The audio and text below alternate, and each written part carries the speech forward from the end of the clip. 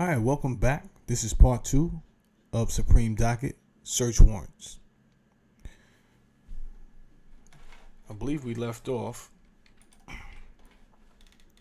with Officer Ryan applying for a search warrant. Well, detective anyway. So the search warrant was obviously handled because they found some stuff. So this here is a document: Criminal Court of the City of New York, State of New York, County of. Then it says Robinson David.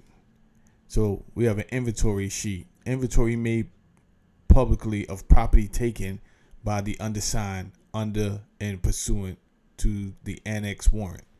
The below is a complete list of property seized under search warrant.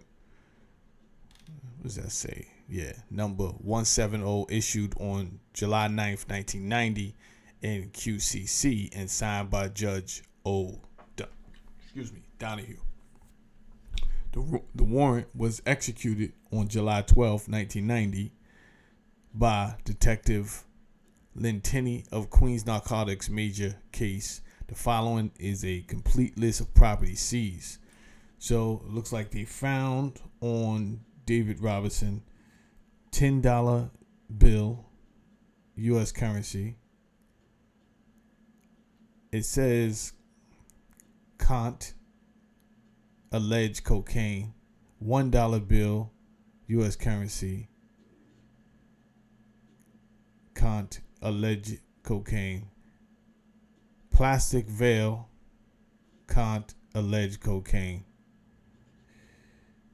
Also, $1,651 U.S. Photo identification card, photographs, one scale, miscellaneous papers, a box,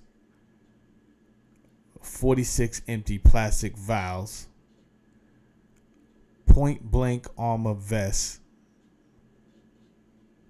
yellow metal ring, crack on side,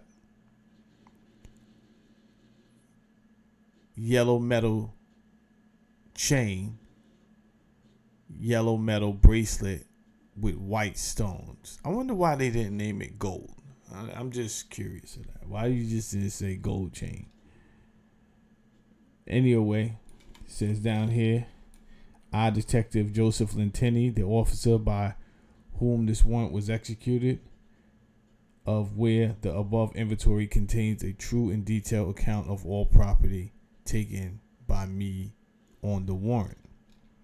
All right, so that's the first warrant and the inventory of what they found. However, Ryan wasn't the only cop on the job. We also have a John McCaley. This here is another search warrant request. Criminal Court of the City of New York, Part AR1, County of Queens, in the name of the people of the state of New York, to any police officer of the City of New York. Proof having been made this day before me by Detective John McCaley, Shield number 2891, assigned to the Queens Narcotics District, that such property to wit, cocaine, U.S. currency used to purchase cocaine, including but not limited to books and records of cocaine sales, transactions, and telephone books, are being possessed and sold in violation of Article 220 of the Penal Law of the State of New York at that address there, more particularly basement. You are therefore commanded between 6 a.m. and 11 p.m. without first announcing your purpose or authority to make an immediate search of that address, more particularly basement, for cocaine, U.S. currency, and books and records as above described. And if you find such property or any part thereof, to bring it in this warrant before me at Part AR1 at 125-01 Queens Boulevard, Kew Gardens, New York, 11415. So, Judge Donahue signed off on that.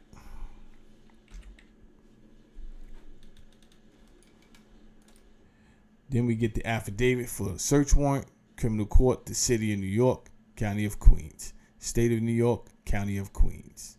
Detective John McKelly, Shield 2891, is assigned to the Queens Narcotics District, being duly sworn, disposing it, and says, I am a police officer, and I've been for 9.5 years. I've been assigned to investigate narcotics cases for 3.5 years. I have information based upon the following.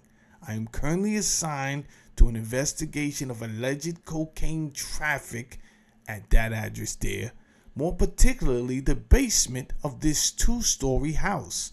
In the course of this investigation, your affiant and fellow officers have made surveillance which are described below. On January 4th, 1990, at approximately 7 p.m., an individual who is not a regular police informant but who has furnished reliable information leading to an arrest and seizure of narcotics related a number of things to Detective William Ryan. Among other things, that individual indicated that a house at that address there was the source of kilograms weight quantities of cocaine. The cocaine is supplied by 2 male Colombians who used one Willie D to broker the cocaine to other individuals. The informant indicated that some exchanges of money for cocaine occurred on the corner of Northern Boulevard and 149th Street. The Colombians, also according to this individual, refused to engage in deals later than 11 p.m. On January 24th, 1990, from 6 p.m. until 7:16 p.m., a surveillance was set up in the vicinity of that address by your affiant and fellow officer. The following was observed.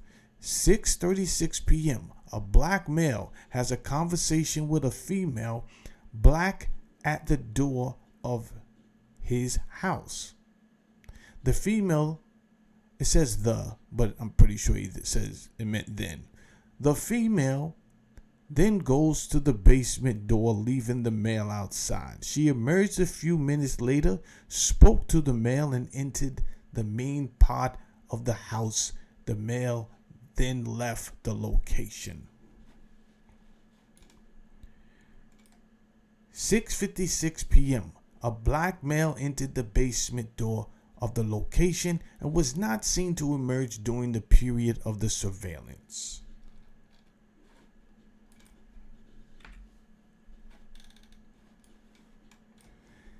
At 6:57 p.m., 2 black males drive up in a car. They exit the car and receive no response at the basement door and entered the location with a third male through a door on the right. The 2 males who arrived together then exited the location and re-entered their automobile and left the location. 7:11 p.m., a dark automobile then drove up and Willie Graham, NYSID 137166M, emerged from the car's passenger side. He went to the side of the house and then back to the front and entered via the basement door. 7:13 p.m. 2 males, blacks, approached the basement door and were admitted. 3 minutes later, those 2 men emerged and got into a parked car and drove off. These men arrived at the location earlier on foot.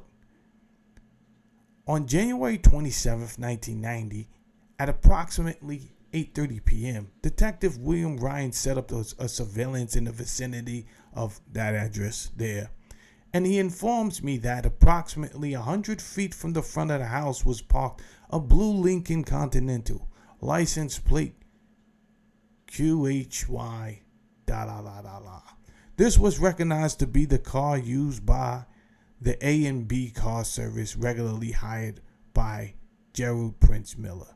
The man who regularly drives Miller, a male black known by the name of Pops, was at the wheel.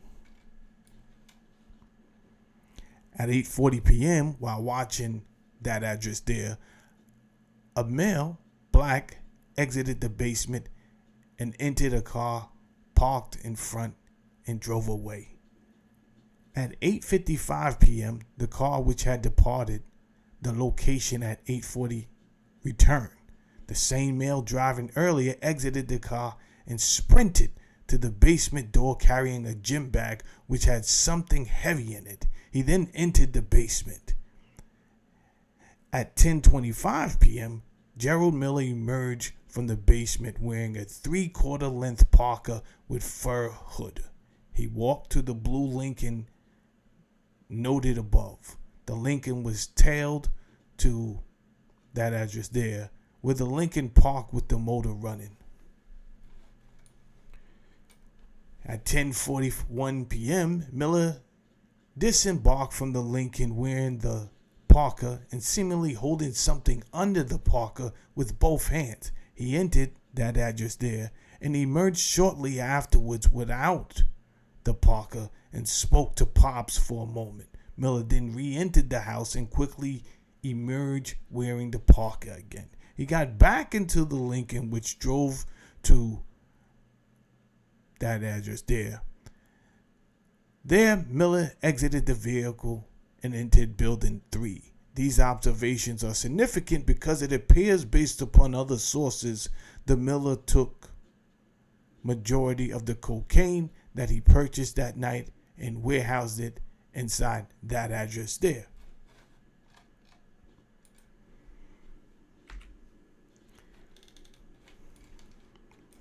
He then took a portion to Rochdale Village where Muscles, no further identification, cooks large quantities of powder cocaine into crack. On January 29, 1990, at approximately 9:10 p.m., Detective James Phelan set up a surveillance in the vicinity of that address there and informs me that he saw a red car pull up in front of the house. A male was driving and a female passenger got out and went to the basement door and was admitted. A few minutes later, she emerged and re-entered the red car, which drove off. At 9:15 p.m., two males walked to the location. One goes to the basement door and the other stayed on the sidewalk and kept looking up and down the block. The first one joined the one on the sidewalk and both walked away. At 9:20 p.m., a boy on a bicycle starts riding in front of the house. A male approximately 30 years old speaks with the boy and then enters the basement. He emerges a short time later and a Volkswagen van drives up. He then walks to the van, speaks with the driver and appears to exchange something with him. The van drives away and the male walked away. At 9:26 p.m., a silver BMW stopped in front of the house and the driver emerged and walked into the basement door where he was admitted after knocking at the door. At 9:33 p.m., a male Hispanic entered the basement door and left a few seconds later. At 9:36 p.m., a male black exits the basement and enters the back seat of the silver BMW. The male who drove up in that car then emerged from the basement and got into the BMW and drove off. The car was followed by the tail, had to be terminated because the BMW was driving at too high of a rate of speed.